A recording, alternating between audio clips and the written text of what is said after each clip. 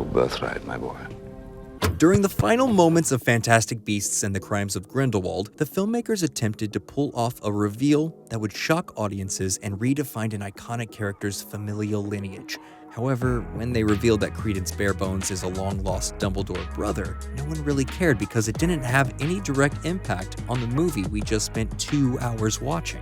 It only relates to the stories that happen later. And the collective reaction was, how does it make any sense? Not only does this go against all well-established lore, but it feels like a reveal for the sake of a reveal.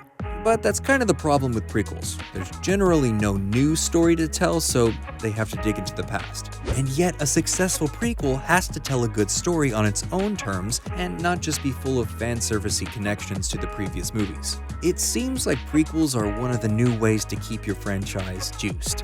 In an era where studios don't appear to trust or know how to market original ideas, they're forced to keep pumping out installments of existing franchises, whether there's any reason for the story to exist beyond making money or not. And it's not like there haven't been successful prequels. Rogue One was possibly the best Star Wars movie that Disney ever produced.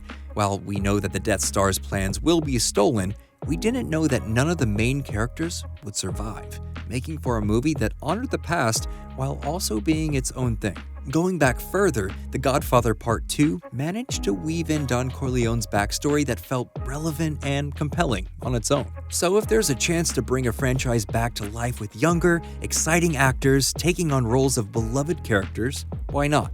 Because in the immortal words of Stephen King, sometimes dead is better. Which brings us to Platform 9 3/4. After turning 7 books into 8 movies, the Harry Potter films ended with a flash forward to our heroes in middle age, sending their own kids off to Hogwarts. Except for a 2-part Broadway play, the story was over. Our hero's journey complete with billions of dollars made for the Warner Brothers. But when the final film in the series is the highest-grossing film ever released by Warner Brothers, can the story really be over? It's too tempting for the film industry not to try, which is why we've already seen prequels as desperate as Monsters University, X-Men First Class, Bumblebee, and, of course, Minions. Some of these were more successful than others, but there have been enough financially successful prequels to make them a viable option for flatlining franchises. So it was merely a question of when we'd get more Harry Potter movies or TV series, even with no more books to pull from. It was finally announced that instead of more sequels or movies set in the continuing adventures at Hogwarts, we were going to get a prequel based on the in-universe book, Fantastic Beasts and Where to Find Them. So 5 years after Deathly Hallows Part 2, audiences got their first Wizarding World movie, starring Eddie Redmayne twitching his way into our hearts as Magizoologist Newt Scamander. Fans had more reasons to be optimistic because the Fantastic Beasts movies were all going to be written by J.K. Rowling herself, in her first attempt at screenwriting. So after all that wait, it was fine. But there was just something off about it. Maybe it was the lack of Hogwarts or the overly confusing plot. How does it make any sense? Everyone was concerned about some evil wizard called Grindelwald, who doesn't even show up until the 3rd act of the movie. And meanwhile, Ezra Miller is possessed by a CGI dust storm. Not exactly the most compelling of stories. The beasts were fun, but the story wasn't ultimately about them or where to find them. We seemingly watched it because it was our first new taste of Harry Potter content after a long drought. And then, a few years later, came the follow-up, Fantastic Beasts and the Crimes of Grindelwald. The sequel was a series of genealogy reveals in search of a story. In some ways, the less beholden a prequel is to the original films, the better the chance of success.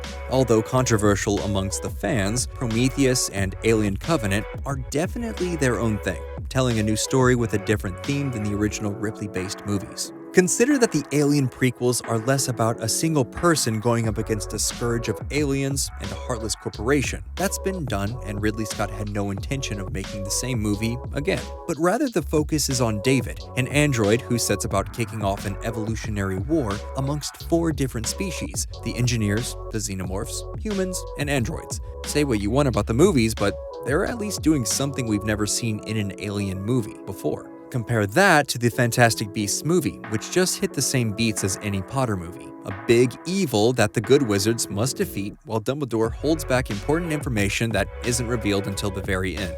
Though in Fantastic Beasts' favor, they're not set in Hogwarts, and they expand to show us the greater wizarding world, this time featuring adult characters. It's just unfortunate that they never came up with an interesting story. But the Fantastic Beasts movies become increasingly desperate to connect with the original 8 Potter films to keep the audience interested. Hey guys, I'm just gonna pause for a moment and talk about a problem that actually really resonates with me, and that's male pattern baldness. Did you know that 2 out of 3 guys will experience it by the time they're 35? For today's video, I partnered with Keeps because with Keeps, a licensed doctor will review your information online and recommend the right hair loss treatment plan for you. And then your treatment will be shipped directly to your door every 3 months. Find out why Keeps has more 5-star ratings than any of its competitors and why thousands of men trust Keeps for their hair loss prevention. So if you're ready to take action and prevent hair loss, go to keeps.com/nerdstalgic or click the link in the description to receive 50% off your first order. That's keeps.com/nerdstalgic. Another typical prequel trap is committing ahead of time to make multiple installments before you even make one good one. To do this, the movies have to include scenes that are just there to have storylines that they'll get into the sequels, which is why Ezra Miller's Credence Barebones family history takes up a good portion of the third act, but he himself isn't developed as a character beyond being gloomy and sad. It's because we're told that he will be important later on, but if he's not interesting now, why should we care about him later? There's also the inherent problem with having your prequels so tied to the original movies, knowing how the story ends. The more Fantastic Beasts are about Dumbledore, the less dramatic tension there is because we know he's going to win. Like a lot of prequels, the Fantastic Beasts movies seemingly don't have any reason to exist beyond extending the life of a franchise by squeezing as much content as they can out of it. Another dicey aspect of prequels, especially one as lore-heavy as the Wizarding World, is that it can be very difficult not to contradict the existing mythology. The Hobbit trilogy had the benefit of existing Tolkien lore, but Fantastic Beasts was venturing into uncharted territory, as was Rowling, who was showing audiences that just because someone can write a page-turner of a book doesn't mean that they can write a compelling screenplay. And what they ended up doing was infuriating die-hard fans who want to support the films but are put in an awkward situation of getting behind a movie that doesn't respect the lore.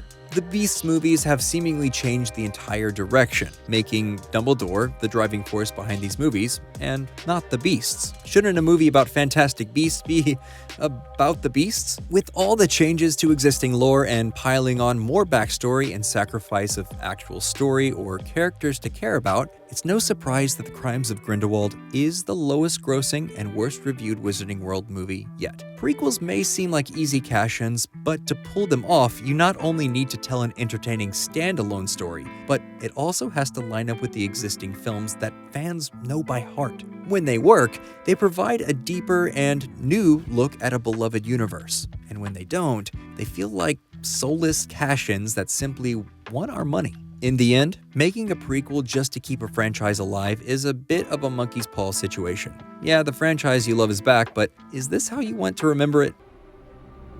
Aurelius Dumbledore. Well, that's it for Nerdstalgic. Don't forget to like and subscribe so you can know when our new videos come out. And on your screen, there should be 2 or more episodes, so click on any one of those, and we'll see you soon.